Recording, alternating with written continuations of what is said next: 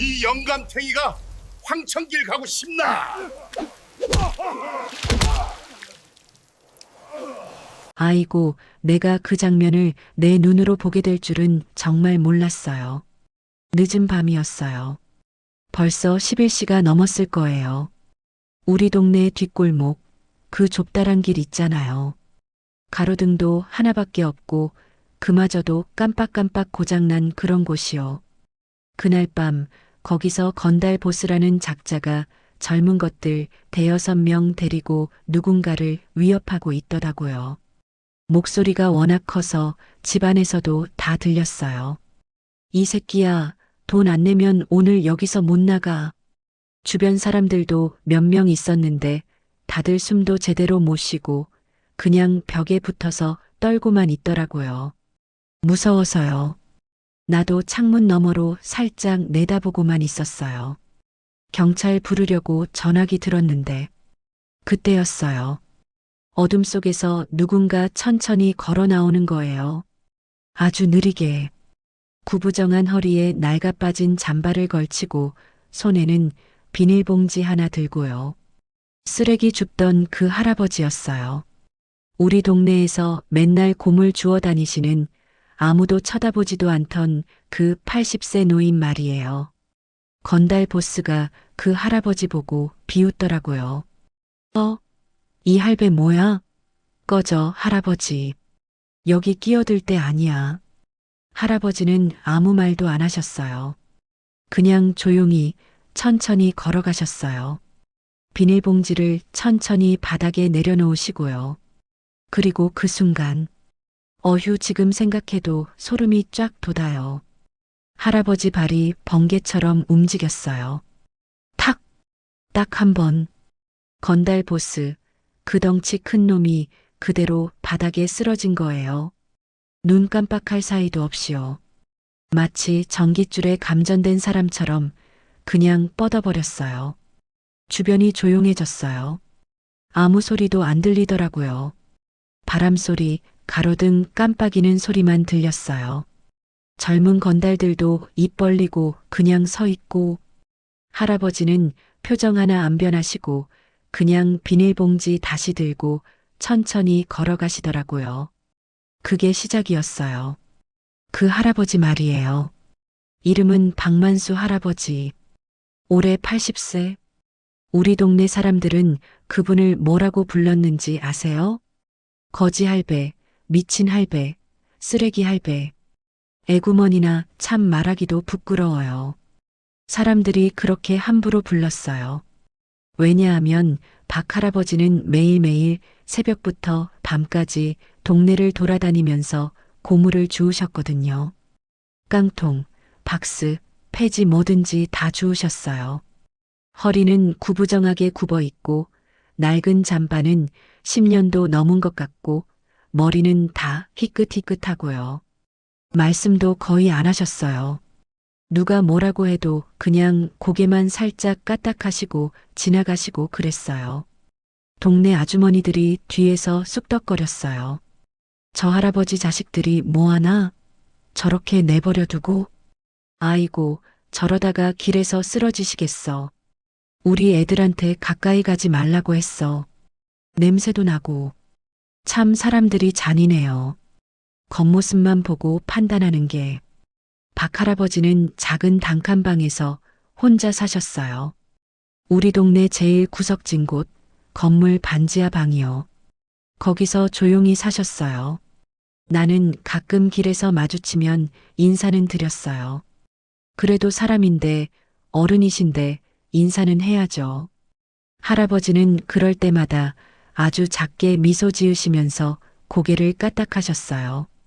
목소리는 되게 부드러우셨어요. 고맙습니다. 딱 그 한마디만 하시고 지나가셨어요.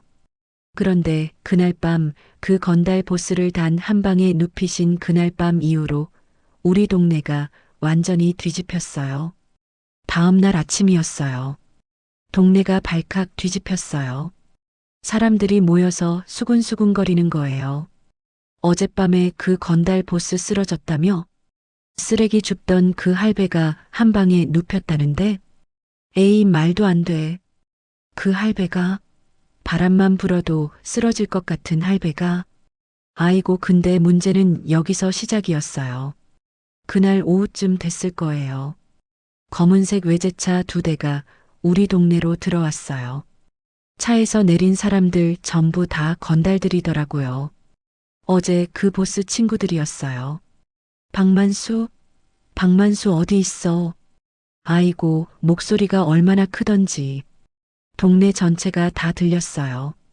사람들이 겁먹어서 다들 집 안으로 숨었어요. 나도 무서워서 문 꼭꼭 잠그고 커튼 치고 숨었어요. 건달들이 박 할아버지 집 앞에 쫙 늘어서 있더라고요. 할아버지, 우리 형님한테 뭐 한 거야? 나와. 근데 박 할아버지는요, 그냥 천천히 문을 여시더라고요. 겁도 없이요. 문 열고 나오셔서 건달들 쳐다보시는데 표정이 너무 평온하신 거예요. 무섭다거나 떨리는 기색이 전혀 없으셨어요. 무슨 일이십니까? 목소리도 떨림 하나 없이 차분하셨어요. 건달 하나가 버럭 소리를 질렀어요. 무슨 일이냐고? 우리 형님 병원에 실려갔어. 할아버지가 뭘 한 거야? 박 할아버지는 한숨을 한번 쉬시더니 조용히 대답하셨어요. 그분이 사람을 때리고 있어서 말렸을 뿐입니다. 뭐, 말렸어? 할아버지가? A씨, 장난하나? 건달 하나가 박 할아버지 멱살을 잡으려고 손을 뻗었어요. 그 순간이었어요. 할아버지 손이 또 움직였어요. 딱 한 번, 탁! 그 건달도 바닥에 주저앉더라고요. 손목을 붙잡고 비명을 지르면서요. 아, 손목, 손목. 나머지 건달들이 깜짝 놀라서 뒤로 물러났어요. 박 할아버지는 여전히 조용하셨어요. 돌아가십시오. 다시는 이 동네에서 사람들 괴롭히지 마시고요. 건달들이 서로 눈치를 보더니 쓰러진 친구 부축해서 도망치듯이 차 타고 사라졌어요. 그날 이후로 동네 분위기가 이상해졌어요. 사람들이 박 할아버지 보는 눈이 달라진 거예요. 저 할아버지 뭐야? 무술 같은 거 하셨나? 손목 한 번에 꺾어버리던데 보통 사람 아닌 것 같아. 근데 왜 쓰레기 주우면서 사시는 거야? 다들 궁금해했어요. 근데 아무도 직접 물어보진 못했어요. 나도 궁금했어요. 정말로. 그래서 며칠 뒤에 용기를 내서 할아버지한테 다가갔어요. 어느 날 오후였어요. 박 할아버지가 평소처럼 곰을 주우시는 걸 봤어요. 나는 따뜻한 식혜 2개 사서 들고 가서 말을 걸었어요. 할아버지, 잠깐 쉬시면서 이거 드세요. 할아버지는 조금 놀라신 표정으로 나를 보셨어요. 그러다가 작게 미소 지으시면서 받으셨어요. 고맙습니다. 우리 둘이 동네 벤치에 앉아서 식혜를 마셨어요. 그때 우연히 봤어요. 할아버지 손등을요. 아이고, 손등에 상처 자국이 엄청 많았어요. 깊은 흉터들이요. 오래된 것 같았어요. 수십 년 된 것처럼 희미하게 남아 있었어요. 할아버지 손이 많이 다치셨었네요. 할아버지는 손을 내려다보시다가 조용히 대답하셨어요. 옛날 일입니다. 젊었을 때요. 더 묻긴 뭔가 조심스러웠어요. 그래서 다른 얘기를 했어요. 날씨 얘기, 동네 얘기. 그런데 할아버지 걸음걸이가 신경 쓰였어요. 허리는 구부정하셨지만 걸음은 어떻게 표현해야 하나 되게 단단하셨어요. 군인 같다고 해야 하나?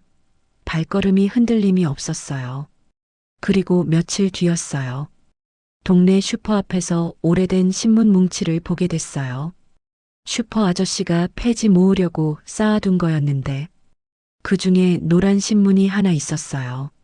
1982년도 신문이더라고요. 거기 작은 기사가 하나 있었어요. 전국체전 태권도 부문 우승, 박만수 선수. 이름이 똑같네. 사진도 있었는데 흐릿했지만 젊은 남자가 트로피 들고 있는 사진이었어요. 설마 우리 동네 그 할아버지? 아니야, 동명이인이겠지. 그렇게 생각했어요. 그런데 며칠 뒤 동네 슈퍼 할머니가 우연히 하신 말씀이 있었어요. 그 박만수 할배 말이야. 옛날에 경찰서에서 무술 가르치셨다는 얘기 들었어. 우리 남편이 그러는데 옛날에 되게 유명하셨대. 뭐라고? 그날 저녁 나는 인터넷을 뒤지기 시작했어요. 박만수, 태권도, 1982년. 그리고 찾았어요. 옛날 신문 기사들이 쏟아져 나왔어요. 전국체전 3년 연속 우승, 박만수 선수. 경찰 특공대 무술 사범 임명, 박만수. 전국 무술대회 심판위원, 박만수. 사진들도 있었어요. 젊었을 때 사진들. 어휴, 깜짝 놀랐어요. 그 사진 속 젊은 남자가 지금 우리 동네에서 쓰레기 줍고 계신 그 할아버지랑 똑같은 거예요. 다음 날 나는 다시 할아버지를 찾아갔어요. 이번엔 직접 여쭤보기로 했어요. 할아버지, 제가 옛날 신문 기사 봤어요. 할아버지 옛날에 태권도 선수셨죠? 박 할아버지는 잠깐 놀라신 것 같았어요. 그러다가 천천히 고개를 끄덕이셨어요. 그랬습니다. 아주 오래전 일이에요. 근데 왜 아무한테도 말씀 안 하셨어요? 할아버지 그렇게 대단하신 분이셨는데. 할아버지는 한참 동안 말이 없으셨어요. 그러다가 천천히 입을 여셨어요. 말해봐야 소용없으니까요. 다 옛날 일인데. 목소리가 조금 떨리시는 것 같았어요. 나는 조심스럽게 물었어요. 할아버지 무슨 일 있으셨어요? 할아버지는 한숨을 길게 쉬셨어요. 1985년이었습니다. 제가 43살 때요. 그때부터 할아버지가 천천히 이야기를 시작하셨어요. 박만수 할아버지는 젊었을 때 전국에서 손꼽히는 태권도 선수셨대요. 전국체전에서 3년 연속 금메달을 따셨고 국가대표 후보까지 오르셨대요. 은퇴 후에는 경찰 특공대에서 무술사범으로 일하셨대요. 경찰들한테 무술을 가르치시고 위험한 범인 체포 작전에도 직접 참여하셨대요. 그때는 제가 좀 자만했습니다. 내가 최고인 줄 알았어요. 그러던 어느 날이었대요. 큰 사건이 터졌대요. 은행 강도 사건. 범인들이 인질을 잡고 은행에 버티고 있었대요. 경찰이 출동했고 박 할아버지도 특공대원으로 함께 갔대요. 제가 너무 성급했습니다. 인질을 구하겠다고 혼자 뛰어들었어요. 결과는 참혹했대요. 할아버지는 범인을 제압하는 데는 성공했지만 그 과정에서 인질 한 분이 크게 다쳤대요. 제 실수 때문이었습니다. 제가 조금만 더 신중했으면 그 사람은 다치지 않았을 거예요. 할아버지 목소리가 떨렸어요. 그분은 젊은 여자분이었어요. 25살. 결혼도 안 하셨고 제 실수로 평생 휠체어 타고 사시게 됐습니다. 아이고. 그 이후로 제가 모든 걸 그만뒀습니다. 무술도 경찰 일도 전부 다요. 트로피도 상장도 다 버렸어요. 근데 왜 버리셨어요? 자격이 없으니까요. 제 힘으로 사람을 지켜야 하는데 오히려 사람을 다치게 했으니까요. 할아버지는 그 뒤로 쭉 조용히 사셨대요. 가족들도 다 떠나셨대요. 부인은 10년 전에 돌아가셨고 자식들은 다 외국에 나가서 살고 있대요. 저는 그냥 조용히 살고 싶었습니다. 아무도 모르게요. 그래서 쓰레기를 주우면서 사신 거였어요. 사람들 눈에 안 띄게 조용히요. 나는 눈물이 났어요. 할아버지, 그건 할아버지 잘못이 아니에요. 할아버지는 사람을 구하려고 하신 거잖아요. 아닙니다. 제 교만 때문이었어요. 제가 잘할 수 있다고, 제가 최고라고 생각한 게 문제였어요. 할아버지는 고개를 떨구셨어요. 그래서 그 이후로는 힘을 절대 안 쓰기로 했습니다. 정말 꼭 필요할 때, 누군가를 지켜야 할 때만요. 아, 그제서야 이해가 됐어요. 왜 할아버지가 그날 밤 건달 보스를 막으셨는지, 왜 손을 쓰신 건지, 누군가를 지켜야 했으니까요. 그로부터 일주일 뒤였어요. 건달 조직이 다시 나타났어요. 이번엔 진짜 많이 왔어요. 차가 5대나 됐어요. 박만수, 나와. 동네가 발칵 뒤집혔어요. 사람들이 무서워서 집 안으로 다 숨었어요. 나도 창문 너머로 지켜봤어요. 떨리는 손으로요. 박 할아버지가 천천히 나오셨어요. 건달 보스가 붕대를 감고 나타났어요. 지난번에 쓰러졌던 그 사람이요. 할아버지, 우리 형님들 다 모셨어. 오늘은 안 봐줘. 뒤에 건달들이 20명도 넘게 서 있었어요. 아이고, 어떡하나. 근데 박 할아버지는 여전히 평온하셨어요. 돌아가세요. 더 다치기 전에. 뭐, 이 할배가 진짜. 건달들이 우르르 달려들었어요. 그 순간 할아버지가 움직이셨어요. 어휴, 지금 생각해도 믿기지가 않아요. 80세 할아버지가요, 건달 20명을 상대로 완전히 압도하셨어요. 손동작 하나하나가 정확했어요. 낭비되는 움직임이 하나도 없었어요. 탁, 탁, 탁. 건달들이 하나둘씩 바닥에 쓰러졌어요. 누구는 손목 잡히고, 누구는 다리 걸려 넘어지고, 누구는 그냥 어깨 한번 눌려서 주저앉고, 할아버지는 숨도 안 차 하시는 것 같았어요. 5분도 안 됐을 거예요. 건달들이 전부 다 바닥에 널브러져 있었어요. 할아버지는 건달 보스 앞에 섰어요. 조용히 말씀하셨어요. 힘은 자랑하려고 쓰는 게 아니지요. 건달 보스가 떨면서 뒤로 물러났어요. 할아버지가 계속 말씀하셨어요.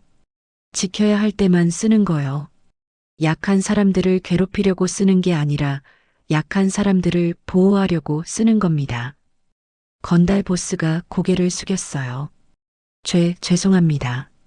할아버지는 한숨을 쉬셨어요. 다시는 이 동네에 오지 마세요. 그리고 이제 그만 나쁜 짓 하고 제대로 사세요. 젊은 사람이 왜 그렇게 살아요? 건달 보스가 눈물을 흘렸어요. 예, 알겠습니다. 건달들이 다 일어나서 차에 올라탔어요. 그리고 그대로 사라졌어요. 다시는 안 나타났어요. 할아버지는 주변을 둘러보셨어요. 사람들이 창문 너머로 문틈으로 지켜보고 있는 걸 아셨을 거예요. 그리고 조용히 자기 집으로 돌아가셨어요. 그날 밤 동네 사람들이 모였어요. 할아버지 정말 대단하셨어. 우리가 할아버지한테 너무 못했어. 쓰레기 할배라고 부르고 피하고 아이고 부끄러워. 다음 날부터 동네가 달라졌어요. 사람들이 박 할아버지 보면 인사를 했어요. 제대로 된 인사를요. 할아버지, 안녕하세요. 할아버지, 식사하셨어요? 할아버지, 이거 드세요. 제가 만든 반찬이에요. 할아버지는 처음엔 당황하셨어요. 근데 점점 미소를 지으시기 시작했어요. 그리고 한 달 뒤, 동네 주민들이 모금을 했어요. 할아버지 집을 고쳐드리기로 한 거예요. 반지하 방이 아니라 햇빛 잘 드는 곳으로요. 할아버지는 눈물을 흘리셨어요. 고맙습니다. 정말 고맙습니다. 동네 아이들도 달라졌어요. 예전에는 할아버지 피하던 아이들이 이제는 할아버지 보면 달려와서 안기더라고요. 할아버지, 저 오늘 학교에서 칭찬받았어요. 할아버지, 이거 제가 그린 그림이에요. 할아버지는 아이들 머리를 쓰다듬으시면서 환하게 웃으셨어요.